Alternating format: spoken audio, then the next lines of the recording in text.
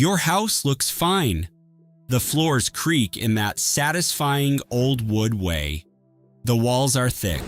The trim is hand-cut.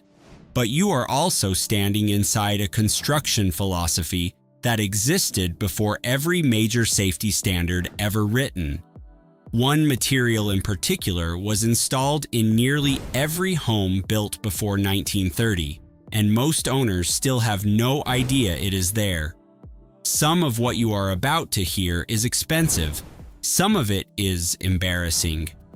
And one of it is much worse than it sounds. Before the EPA existed, before modern electrical codes, before anyone had published a single warning about what certain building materials did to the lungs of the people sleeping 20 feet away from them. Builders in the early 20th century were not reckless. They were confident. They built homes that were supposed to last 100 years. They were right about that part. The problem is, so was everything inside them. Start with the walls. If your house was built before 1930, there is a reasonable chance they are not drywall. What you have instead is horsehair plaster, a 3-coat system using sand, lime, and actual animal hair as a binding fiber, pressed over thin strips of wood called lath. It was genuinely fire-resistant, dampened sound well, and lasted decades without cracking. Builders considered it a premium finish. You admire the solidity of it until the day you need to open the wall. The moment something goes wrong, you call a contractor who already knows the look. The saw blade slows down. The vacuum clogs. The dust volume catches even experienced crews off guard. And when the repair is done, you discover that standard drywall compound does not match horsehair plaster. The texture is different. The depth is different. You either replace the whole wall or you live with the evidence permanently. There is another problem nobody mentions. The lath strips beneath the plaster have been sitting inside the wall for a century. When that lath fails from moisture, the plaster above does not crack gradually. It separates in sheets without warning. A ceiling that looked intact on Monday can come down in chunks by Friday. Homeowners describe the tell, a deep, hollow tap when you knock on a section that has already separated, floating free, held up mostly by gravity and old paint. Horsehair plaster outlasted the wood around it, the wallpaper over it, and 3 full generations of owners. Removal is just the part nobody budgeted for. Now, go downstairs. Not to the finished part of the basement, to the back corner, the old door you assumed was a storage closet. In homes built before 1930, that is often not a closet. It is the coal bin. Coal-fired furnaces were standard. The bin was built directly into the basement, fed by an exterior chute where deliveries arrived weekly. When gas heat replaced coal in the mid-20th century, the bins were not cleaned. They were sealed. The door was drywalled over, a shelf went in front of it, and the problem was declared solved. Open that space today and you find decades of compacted coal dust exactly where it settled, possibly in 1952, possibly in 1974. Some residue carries trace heavy metals. All of it produces a particulate volume that turns a renovation day into an air quality project. The smell hits first, then the dust cloud, then the realization that this is not a weekend job. Proper cleanup requires containment, respirators, rated disposal bags, and sometimes air quality testing. The house kept burning coal in spirit long after the furnace was gone. If you have not subscribed yet, do it now. This gets darker. Now move to the kitchen. In higher-end homes built before refrigeration arrived in the 1920s, There is sometimes a small panel or an oddly insulated section of exterior wall that does not match anything around it. That is the icebox cavity. Before electric refrigerators, iceboxes were standard appliances, wooden, insulated cabinets fed by block ice delivered weekly. Upscale homes had iceboxes built directly into the kitchen wall, with an exterior access panel so the iceman could refill from outside without entering the house. Modern, efficient, hygienic. A genuine luxury feature of the era. When refrigerators arrived, the cavity was sealed. The exterior panel was covered. The interior was drywalled over. And inside that sealed, insulated void, the wood framing absorbed residual moisture from decades of ice melt. The air went still, and in many cases a mold colony established itself quietly in the dark, undisturbed through multiple kitchen renovations because every renovation simply patched over the exterior without anyone looking inside first. It was sealed so neatly that nobody thought to ask what might be growing inside it. 3 features, 3 promises that held up exactly as advertised until the moment someone needed to touch them. The contractor bill arrives before the explanation does. And what comes next is the part that did not just cost money. It changed federal law. When refrigerators arrived in the late 1920s and became affordable by the 1930s and 1940s, the built-in icebox became obsolete almost overnight. The exterior access panel was sealed, sometimes with a piece of siding, sometimes with sheet metal, sometimes simply with caulk and paint. The interior cavity was closed off behind a new cabinet run or a section of drywall. The space inside was not cleaned, not dried out, and not inspected. It was simply made invisible, and inside that sealed, insulated void, the original wood framing that had absorbed years of residual moisture from decades of ice melt continued to do what wet wood does. It darkened. It softened in places. The insulation that had been packed around the cavity to keep the ice cold also kept the moisture trapped inside with nowhere to go. The air went still.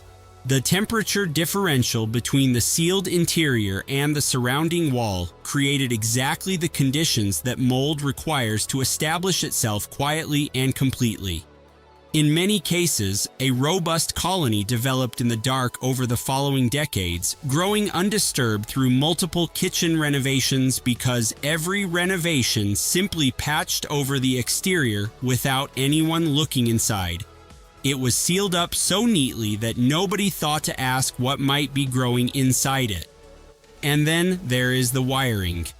If the house was built before 1930, it may still have its original electrical system running through at least part of the structure. And that system has a name that contractors recognize immediately: knob and tube. 2 separate wires, hot and neutral, run independently through the wall cavity, anchored to the joists by ceramic knobs and protected where they pass through framing by ceramic tubes. No sheathing around both conductors together. No ground wire. Just 2 individual conductors running through open air, separated from anything flammable by ceramic standoffs and the physics of heat dissipation. The design was logical for its era. With only a light fixture or 2 pulling power from each circuit, the open-air design actually worked as intended. Heat generated by the current running through the wire dissipated into the surrounding air of the wall cavity before it could build up to dangerous levels. The system was inspected, approved, and considered safe and well-engineered by every standard that existed at the time it was installed. Then the decades passed.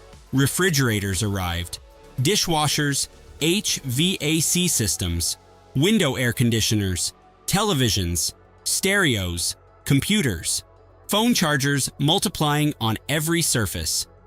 The circuits that were designed for a minimal load A lamp, a ceiling fixture, nothing more, began carrying currents they were never designed to handle. The ceramic connections that had been reliable at low loads began showing the strain of continuous high-demand use. Connections degraded at the knobs, where the wire was bent around the ceramic anchor and held in place by friction and decades of accumulated oxidation. And sometime in the mid-20th century, as energy costs rose and home comfort standards changed, someone decided to upgrade the insulation in the old house by blowing cellulose or fiberglass directly into the wall cavities from above, directly onto the knob and tube wiring. The open-air cooling that the entire system depended on disappeared in an afternoon. Heat built up inside the insulation surrounding the wires with nowhere to go. Connections that had been marginally acceptable at the original load levels became genuinely hazardous under the combined stress of modern current demands and trapped heat. And because knob and tube has no ground wire, every modern appliance plugged into those circuits, the refrigerator, the microwave, the laptop, was running without the most basic layer of electrical protection that modern wiring provides as a matter of course. Insurance companies know this in detail. Many now refuse to issue homeowners policies on properties with active knob and tube wiring. Others will issue coverage but require a licensed electrical inspection first, and many of those inspections result in a full rewiring requirement before the policy can be maintained. Rewiring an older home means running new wire through walls that were never designed to be accessed, through horsehair plaster, around original framing, behind cabinets built flush against surfaces with no gap for access. It means opening ceilings, patching plaster, repainting rooms, and reinstalling trim. The cost runs between $8,000 and $15,000 for a modest older home and climbs from there depending on size and wall material. Sometimes the contractor opens the first wall and finds a reason to revise the number upward. The wiring worked perfectly for the house it was installed in.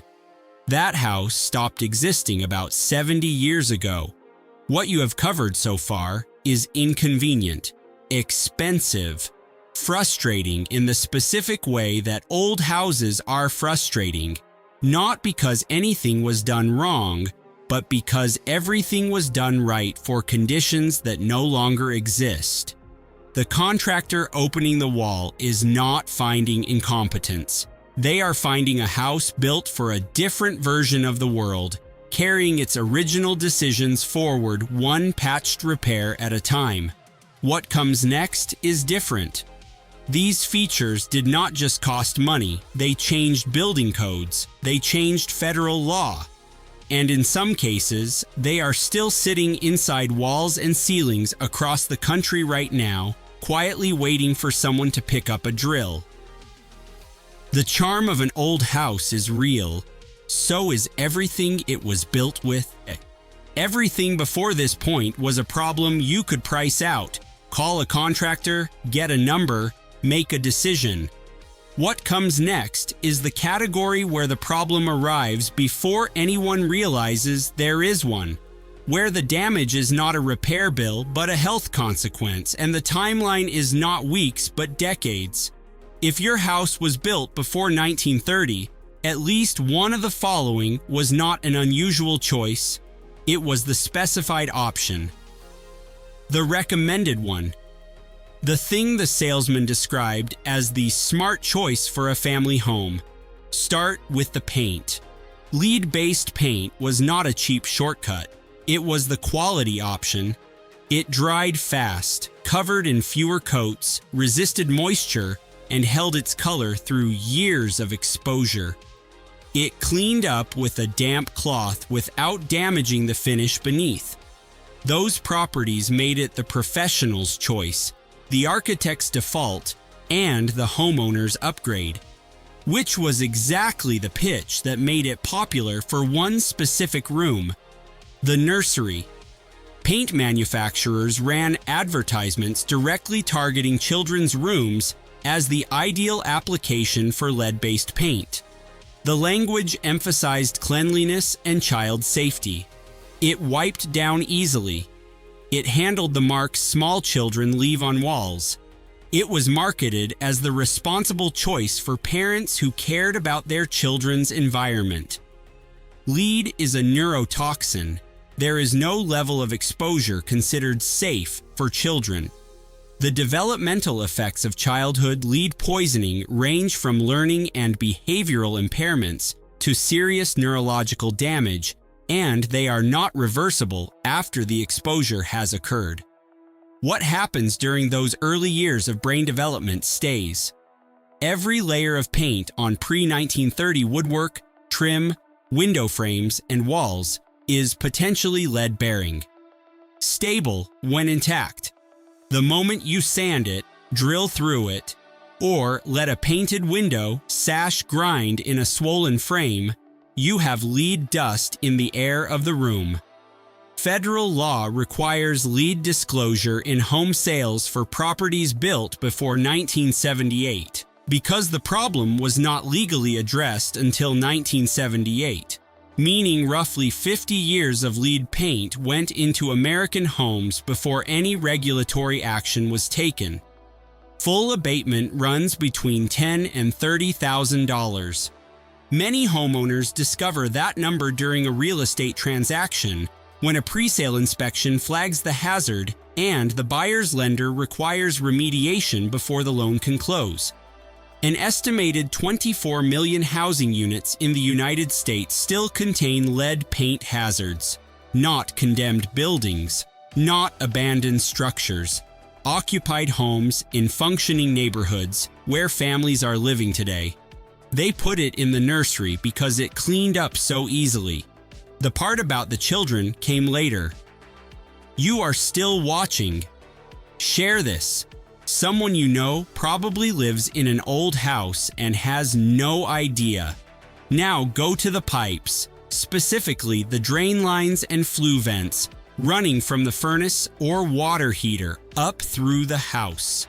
In pre-1930 construction, and in many homes built well into the mid-20th century, many of those pipes were made from a material called transite. The name sounds harmless. The composition is not. Transite is a cement composite reinforced with asbestos fibers. It was developed as an engineering solution to the failures of conventional pipe materials. Iron corroded, wood rotted, clay cracked under thermal stress. Transite did none of those things. It is marketed as the modern plumbing solution, fireproof, corrosion-resistant, rot-proof, and rated for long service life without maintenance. It handled the high temperatures of furnace flue gases without warping. Insurance actuaries calculated lower risk for buildings that specified it. Builders who used it were considered to be making the forward-thinking choice. What nobody understood at the time was what happened when the material aged, developed fractures, or was physically cut. When transite degrades through age and thermal cycling, the cement matrix develops microscopic cracks.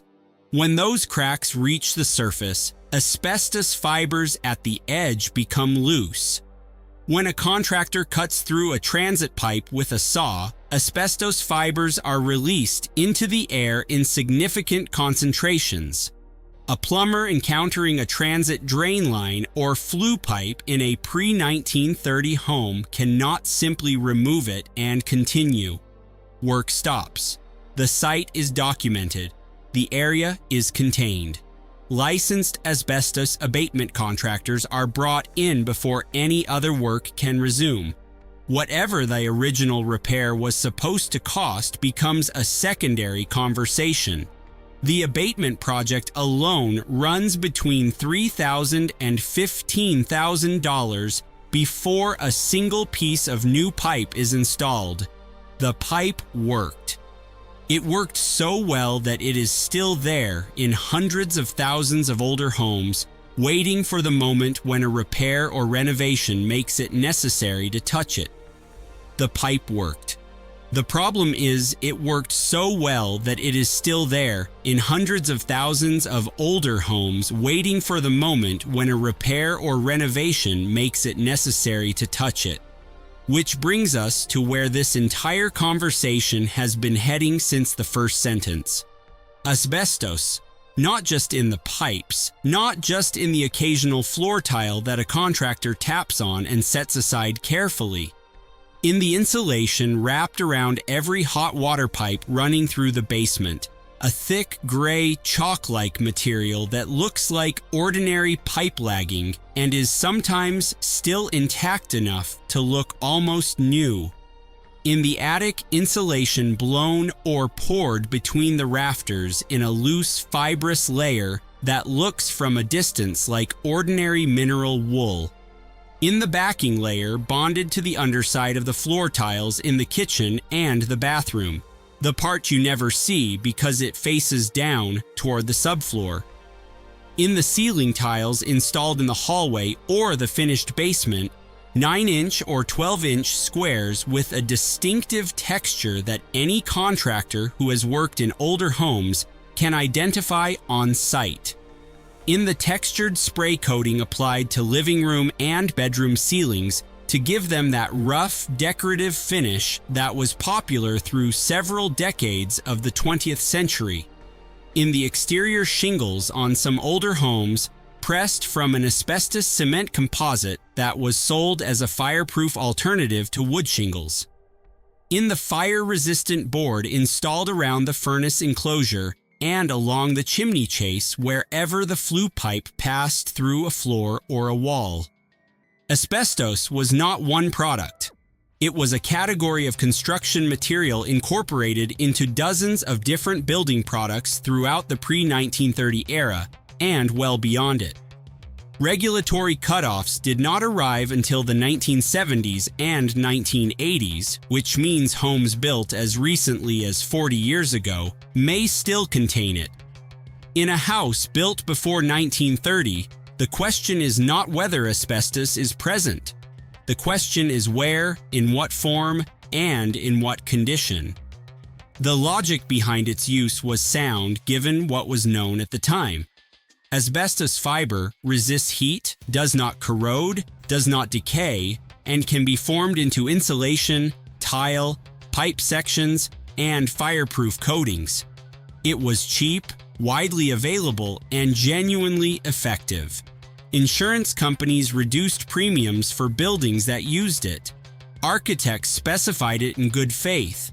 Contractors installed it without protective equipment because nothing in the existing body of knowledge suggested they should do otherwise.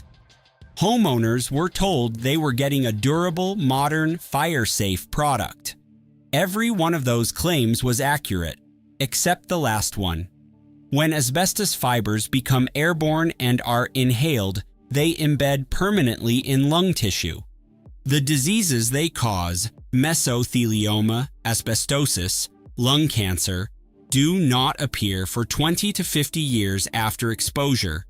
Families lived with the material for decades before any connection was understood. The damage accumulated silently. The consequences arrived a generation later. Undisturbed asbestos is generally not an immediate hazard. That is accurate as far as it goes. The problem is that homes are not museums. They get renovated. They get repaired. Every time a drill or saw contacts an asbestos-containing material, fibers become airborne with no visible sign, no smell, and no immediate physical warning. The only indication that something significant just occurred will appear decades later on an imaging scan. Testing costs between $200 and $500. Abatement of a significant area runs between $1,500 and $30,000. Full removal from a heavily affected older home can reach 6 figures. Many owners and contractors choose encapsulation instead, sealing the material in place rather than disturbing it. It is often the safer and cheaper option. it is also frequently the right call. It means the asbestos stays in the house, sealed, stable, and present. Millions of ordinary homes in ordinary neighborhoods contain it right now, owned by families who may never have had reason to think about it. The house kept its insulation. The insulation kept its secret. Both are still doing exactly that today. When contractors open walls in pre-1930 homes, they sometimes find sealed voids that appear on no plan, gaps between floor assemblies, pockets inside chimney chases, cavities beneath old stair framing.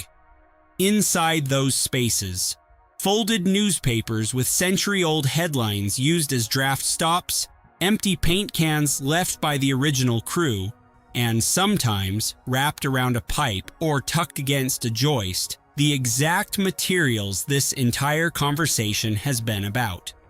Asbestos pipe wrap, knob and tube wire, the remnants of a construction philosophy sealed in on the day the house was finished and untouched ever since. These homes are time capsules.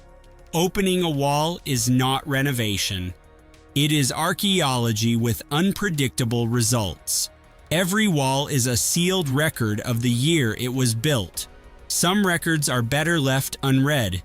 The people who built these homes were not reckless. They followed every code that existed, used the best materials available, and built structures they expected to protect families for generations. The knowledge that would have made them afraid did not yet exist. The codes changed because the knowledge changed. Every modern safety requirement, ground wires, lead-free paint, asbestos regulations, arc fault protection, traces back to a specific failure in an older home affecting real people over the course of the 20th century. None of it was invented theoretically. All of it was written in response to what actually happened. The old house at the end of your street was built before most of those corrections existed. It looks charming. The floors creak in exactly the right way. The craftsmanship is visible in every corner. So is everything else. The home was built to last. It did. Everything it was built with lasted too. If this changed the way you look at old houses, subscribe. There is more where this came from, and some of it is significantly stranger than anything covered here.